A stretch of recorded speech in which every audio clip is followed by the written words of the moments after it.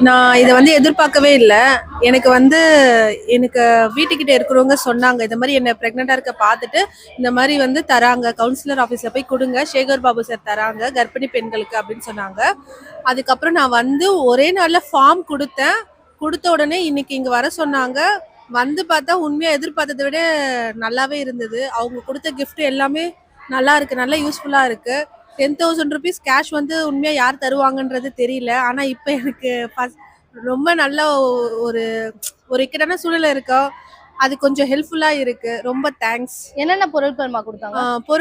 இது பாப்பாக்கு பெட் குடுத்துருக்காங்க. பாப்பாக்கு அந்த ஷாம்பு, பவுடர் அந்த செட்டு குடுத்துருக்காங்க. ட்ரெஸ் குடுத்துருக்காங்க. அப்புறம் எங்களுக்கு சாரி குடுத்துருக்காங்க. அது மட்டும் இல்லாம திராட்சை, அ அதுக்கப்புறம் முந்திரி, பாதாம் தேவையான அப்புறம் ஹெல்த் மிக்ஸ், மன்னா ஹெல்த் மிக்ஸ் அதையும் குடுத்துருக்காங்க. ரொம்ப ஹெல்ப்ஃபுல்லா இருந்தது. ரொம்ப தேங்க்ஸ் சார்.